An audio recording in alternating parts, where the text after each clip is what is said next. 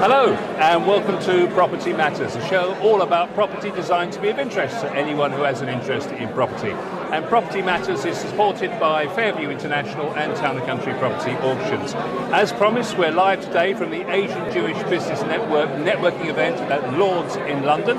It's a fantastic opportunity for us to be here today, and unfortunately my co-host, who you would normally see with me, Joe Joshi, isn't very well today and cannot join us, so get well soon, Joe.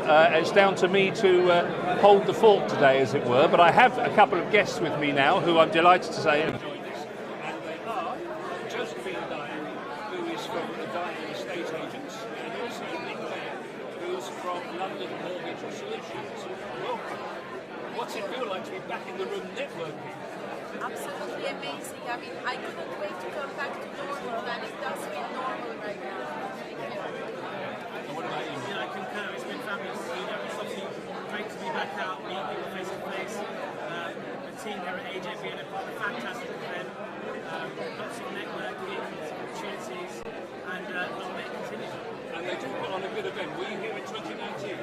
No, I actually recently find out about it, but hopefully I will carry on joining them.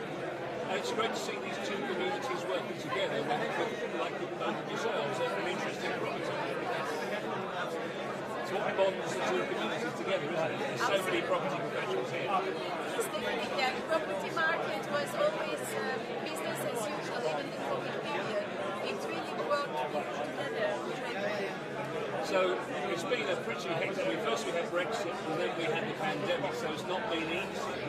But we've had an extraordinary property market over 2020, and not least of this, but helped by Boris and the stamp duty holiday. But that wasn't everything that was driving the market, because the market stayed strong since the end of the SDC in September, hasn't it?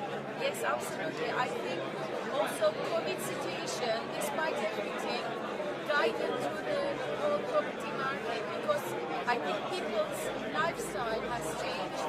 Like people were a couple living in their property in a flat, they needed more rooms in their property, or the big families, people being stuck in their homes. They wanted somewhere where they could have the garden or upsizing, and obviously people wanting to move to outside London drove the market very strongly. On top of that, with Boris Johnson's stamp duty holidays, I think that made an explosion, seriously. It was what I called it the race for space, wasn't it? Everybody wanted to go, and suddenly everyone that was looking at buying one-bedroom flats wanted a second bedroom to work in. This is it, it's remarkable, with interest rates still being so low as well, like all-time low, there's the perfect opportunity for many to actually get to the property area, and even maybe just have space, as quite rightly said, people needed the extra space, hybrid work from home during lockdown, everybody needed space, needed garden space, just like you said as well, which obviously helped individuals like us in the property sector, because it's been booming. We're very fortunate as well, since the stamp duty holiday in June 2019, up until even now, property markets have been through the roof. It's been very fortunate. Many people to save thousands of pounds on the stamp duty holiday. Kept getting extended until September 30th. So yeah, like I said, it's been fantastic. I mean, it's fair to say that the market has been bolstered by these very low rates, as you say. Yeah. But the trouble was, there's been all the adrenaline pushed into the market, but there just hasn't been enough property to go round. Absolutely. And if you look at 3 and 4 bedroom houses, we've got an even bigger problem than the flats, haven't we? Absolutely. I might say at the moment I sold most of the properties I had in my books. I have so many buyers. Before I used to be the one calling the buyers to offer them properties. Now they are calling me to ask if I have any other property, because the market is still there, but we don't have enough properties. So how are you finding London? Because if we read all the research from like people like that, they're telling us that actually London is the least growing part of the country at the moment. It's the outer areas such as the northeast and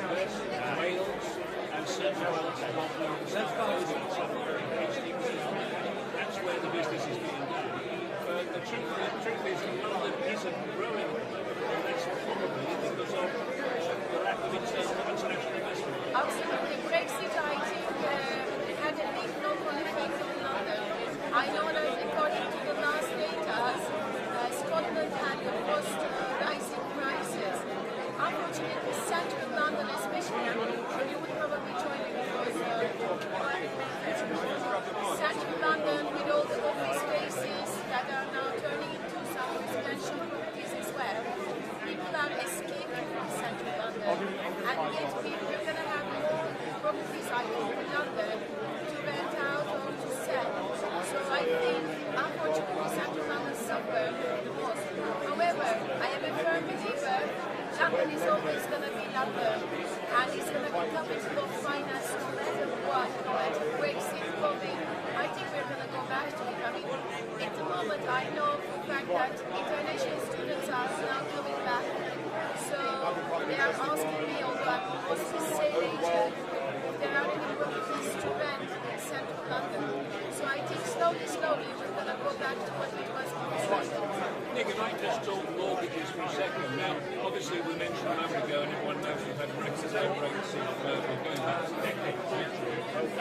But what about the criteria for qualification? Because the lenders are not lending the money as easily as they might have done in the 1980s. There's a lot more hoops to jump through now. So just tell me what it's been like to try and find the right deals for people and the stress testing that's needed should rates rise.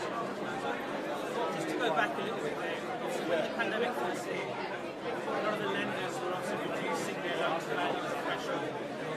You know, prior to pre-COVID, it was 95% loan to value mortgages. As soon as COVID happened, they dropped it to a maximum of 70-75%. We noticed towards the end of last year, in 2019, is lenders felt a bit more safe, felt secure, as well, seeing the impact of COVID. At the beginning of 2020, lenders started again to feel more comfortable lending again. I think now we're actually at pre-COVID. You know, we've got lenders now back at 95% LTV, which is great for first-time buyers. Stress testing, as you mentioned, was an issue in the past. You know, they're capping income multiples at 4.5 times essentially as a rough guidance. But now we're at 5 times, 5.5 times income multiples. So we really are at the pre-COVID levels, in my opinion, in terms of lending. Banks obviously want to lend, want to keep circulating their money, essentially. And what we see now is that rates are really competitive. The lenders now are handling their rates to win that business. Yes, there has been a slight rate increase in the last year. It's why the bank are keeping their base rate the same. But I think going back to clients and interest rates, now's the perfect time to acquire their asset before potential rate rises come 2022. It was fair to say that a lot of lenders were risk averse in February, March of last year, not sure what was going on with the market. But now we're finding out that actually some of the building societies and banks are even raising their rates now before the actual Bank of England. And that's exactly what happened over a couple of weeks ago. Exactly my point. You know, there was all this speculation that the base rate will go up in November, but actually they held base rate. But the week before the meeting, the committee meeting, all the banks started to increase their rates by 10 bips. But anyway, you know, who knows what will happen next year? I still think it's a great time to buy. Rates are still very low, very, very competitive. I wouldn't like to put anybody off buying property at the moment. Securing a long-term fix, I think, is key now. But because we'll obviously see what happens come next year. Let's just talk about buy-to-let, buy-to-rent market, investor market. Is this? I mean, obviously it's low rates at the moment, as we've mentioned several times. Is this a good time, do you think, to invest in a property? A lot of people seem to be looking at these sub £250,000 houses up north, and you know, let's just say I was an investor in London. Should I be looking at maybe Middlesbrough and looking at an investment rental, maybe 1-2 bedroom small place? Look, in terms of investment, I think that there are always opportunities in every market, because the minute you find the yield that you want, then that's it. You don't have to wait for another year, or you know, because in the meantime you might be losing on very big opportunities. I do sell some investment properties as well with HMO licenses or buy-to-let, and eventually everything is being rent out. I think the circle here is always there is more demand than supply. As long as we have that, I would think that any time is a good time for investment, really. And let's just think about investing in our own properties, because at the end of the day, moving house now is a very expensive business. What with the fees and then the legal fees, and of course the stamp duty, which we now have to pay the full amount on. And in London, of course, that's a significant amount due to the value of the property in the first place. So if you were looking at suggesting to someone who was going to be staying put, what's the number one thing that you can suggest to them that they could do to their property to add value, and how would they finance it? So I'll come to you, Josephine, first. Thank you. So I might say only on my road this year, I had probably about 10 properties there, literally upscaling. So most of people, they find that they couldn't find a property they want to move in at the price they move in. So they can look at the planning permissions, and also the government has done a lot of researches, and they kind of publicize new rules and regulations that allows them to extend their property, so they can go up, they can go to the side, and lots of people, I think, they find it interesting what they can do to their property. I think they can apply for extension if they have room, that is, especially on freehold properties. You can today, under permitted development, you can extend it another 6 meters. And also loft conversions have been very popular to add more value to the property. You have bigger space, you don't have to move out, and you add value to your property. And Nick, how should, if I'm looking for more space, how should I finance it with you? Yeah, just give us a call. Of course. Give us a call. I mean, look, there's lots of financial products out there. You know, it could be, if it's your main residence, you could look for a further advance, a second charge, or a regulated bridge loan to obviously fund the development work, as you said. You know, because you want to be enhancing the property, adding square footage. You know, that's the thing that's going to add value to the property, is adding that extra square footage. But there's under permitted developments, right? So as you mentioned, loft conversions, single story, double story extensions, full wraparound, whatever it may be. But like I said, there's multiple products out there for individuals. We do a lot of development finance ourselves, home improvement finance as well, even auction finance for those looking for a great deal. Just going back to your investor market. So again, you know, rates are still very, very competitive. So for those that are looking to stay put and add value, then no doubt now's the time to act. Secure the funding to enhance your property for the long-term gain. You mentioned investment a moment ago. Just how hungry or how interested are the lenders in investing at the moment? So bridging finance, that kind of thing. Is there much appetite in the market? There's huge appetite. Honestly, we over the last 2.5, 3 months, we've actually done more bridging deals than we have, you know, regulated standard mortgages.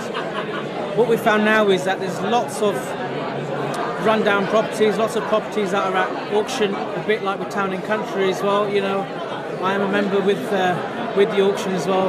I have bought from yourselves as well. So again, auction purchases are actually on the rise. Rates again are very, very competitive, from 0.49 to 0.7% per month, which is extremely low. Some might say it's free money. Who knows? But I think with rates obviously, you know, where they are, I think bridging is a great product. Offers so much flexibility, speed. You know, we can complete bridging finance within 5 working days. You know, so clients can act quickly when they need to. But yeah. I mean, I might say I have currently buyers who are applying for bridging loan to speed the process up, because sometimes I think it's even quicker, isn't it? Competition. There is a big competition between the buyers, and to kind of be there first, they are even applying for bridging loan. That the market is really, really strong in that sense. You're absolutely spot on. I've just done the same thing. My clients, there was 3 offers on the table. My client said, Nick, what can we do to actually make sure we secure this property? And I said, if you want to complete within 4 weeks, make that look attractive, go back to the agents and tell them you're willing to take out a bridge to make sure you complete. And that was what sold it. Yeah. You know, people now, it's all about speed, it's all about deliverability and getting things done as soon as possible. Because we're seeing record numbers of properties going for more than the asking price without any real marketing effort. No. Yeah. Aren't we? I mean, I know about a seller that I sold their property for. had to pay £100,000 more for a bungalow that they wanted to purchase. There Wow. were apparently 5 people fighting over it, 100,000 more. And we are really like in COVID era where we meant to have a crisis. There's more money circulating now. Yeah. So let's just finally look ahead. So we've seen growth around 10% this year, and if we look at Rightmove and Zoopla and people like that, they tell us 4% next year, which is still a good marketplace to be in. Still better than having it in a building society, let's be honest. So where do you see, particularly I suppose in the case of where we are today in London, where do you see 2022? How do you see it panning out? Well, I would expect the market to do an adjustment, to be honest. However, as I said, because there is still so much demand and I don't have enough properties to sell to my buyers, like if anybody wants to sell, please contact me. As long as we have the demand, I don't think that it's not gonna affect the prices as much to go down. So I am still expecting the market to hold very strong, personally. And what about you, Nick? Yeah, I think, look, as we all know, there is still a huge shortage of housing, right across the country. So there will always be a demand for property, and as you know, higher the demand, lower the supply will only mean that prices will still be there or thereabouts, if not slightly higher. So with inflation still going up, again 3-4%. Lots of speculation again that rate rises will start from early next year. But I still think that the market will still be strong. Yeah. Oh yeah. I don't see, personally speaking, I don't see any kind of price crashes or anything like that. As you quite rightly said, there will always be a demand, and I think we'll still have a strong year. I think one difference with the economists who are predicting all these adjustments, which I think it has to be at some point, the difference is the human factor. I think this is not what they are not calculating. Because if as a buyer I am there, it doesn't matter what the indicators are showing. At the end of the day, I am there to buy a property. So I will always, work towards the higher end of the market, if you see what I mean. And let's just talk about what the impact of the pandemic will end up being. I mean, already we're seeing people working now maybe 3 days from home, 2 days in the office, or the other way around. People, and this is a suggestion from the professionals, is that the marketplace is moving on and people are now assessing what their needs are going to be. So do they need to be in the office, or can they move further out? Can they work from home all the time? So the suggestion is there's still much more that's going to happen in the market because people are still making their mind up whether they can live by the sea or they need to be in the city.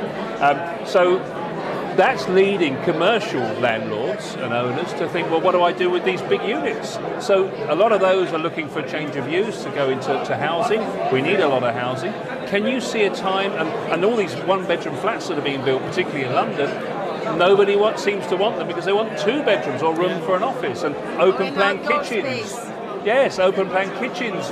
Do we still want those? Because we've got nowhere where we can all work in the family. So do you see, or put the question another way, how do you see the property market evolving from a conceptual point of view for what people want? Can you see massive change? I think certainly there are change, hence the reason why central London is suffering this year comparing the others. Because as you said, lots of people are working from home now. Before they wanted to be close to the center, so they don't mind 1 bed, 2 bed, they used to live in there and then it would be easy commute to the work. So this whole thing has changed a bit.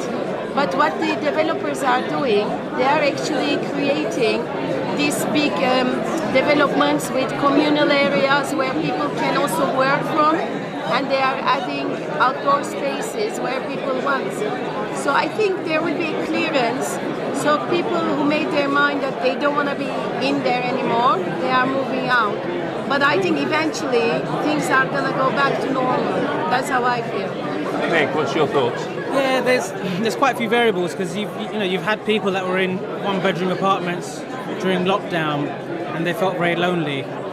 So some individuals have actually moved into HMO properties where they're actually mingling with other residents, if you like. But I think that going forward, obviously with hybrid working now as well, there's an opportunity for people who thought that being in London was key because of commuting into work, for work. I think now, as we've all come to the realization, we can all do our job effectively working from home just as equally. Yeah. And then you get that bit more family time, if you like, rather than spending a couple hours a day commuting back and forth. I think people now really want that value of life a little bit in their kind of work-life balance as well. So I still think that you'll have people who may look further outside of London, in the home counties, if not slightly further out, especially if they're trying to get onto the property ladder and they can't afford London prices. Because they can work outside of London and it will be achievable in terms of buying their first home. I think that will kind of push people to do that. One last question that we covered on Property Matters a few weeks ago was a great suggestion about what do we do with the high street and how do we take some of the vacant units, and could we look at, for example, put sheltered housing or elderly housing in the high street, which would be near to facilities for people, near to doctors and railway and so forth. What's your thoughts on what we could do with the high street? Because that's a struggle at the moment from a property perspective. Yes, absolutely. I mean, unfortunately, lots of department stores are closing down. It is really not helping, and I know that some of these big department stores, they are turning their office spaces into residential spaces. I think this is an option. However, I feel it would be a shame to turn everywhere to residential, because then you are going to be also struggling with commute there as well, because if everybody lives there, then it's going to be a high populated area, aren't they?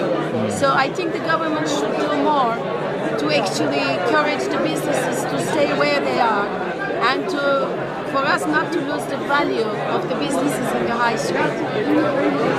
One last question. I promise this is our last week. I could talk to you for hours. It's been fascinating, Joy, and thank you for your time. Really appreciate it. We've nearly done half an hour already, unbelievably. But the last question I want to talk to you about is to do with where you see the future in terms of our residential marketplace. Just tell me what you think next year is going to look like for you as a business. I think it's still going to go strong next year because Boris Johnson and the government, they always find a way to kind of keep the market quite buoyant, if you see what I mean.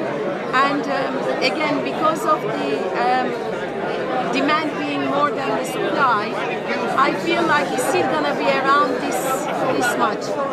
One last question. Stamp duty holiday. Yes. Was the government right to do it? Because obviously Absolutely. a lot of people end up paying 15% over on their price, which is more than the savings. So Yeah, this is also and it's true. created a price inflation. Was it the right thing? I think so.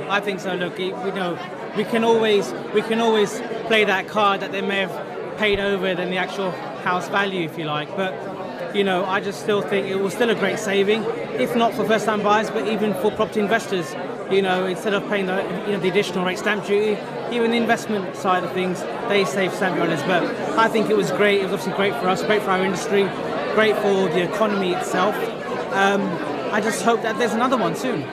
And finally, Josephine, Joe always says that even if you did pay over the odds, if you keep the property for a good few years, the way prices are going, it's always a good investment, bricks and mortar. Yes, absolutely. I always believe that, especially if this is going to be your home. There is no harm in paying more, because you're not going to sell it next year. And in a few years' time, when you look back, you've done the right thing because you got what you really wanted out of it. Obviously, the stamp duty created a bit of artificial environment, but I think it provided a lifeline to the government as well during this period of COVID, where they needed some extra funds, so the government got more money. I think COVID changed, as I mentioned, the people's lifestyle, but what did allow, the stamp duty allowed people to put this money, instead of putting it to tax, they put it towards their property. So I think it's a win-win situation for everybody. That's what it did. Absolutely. So Nick, tell people how they can get in contact. You give us your website and what you can help them with. Thank you. So the contact number is 0203 441 8483. company name London Mortgage Solutions, website www.londonmortgagesolutions.co.uk. Well done, well remembered. Thank you. Josephine, same from you if you would. Yes, I am more of a personal agent, so you can type in my name and surname together, josephinedayan.com. I am actually powered by EXP, which is a franchise, American franchise. I am part of that umbrella.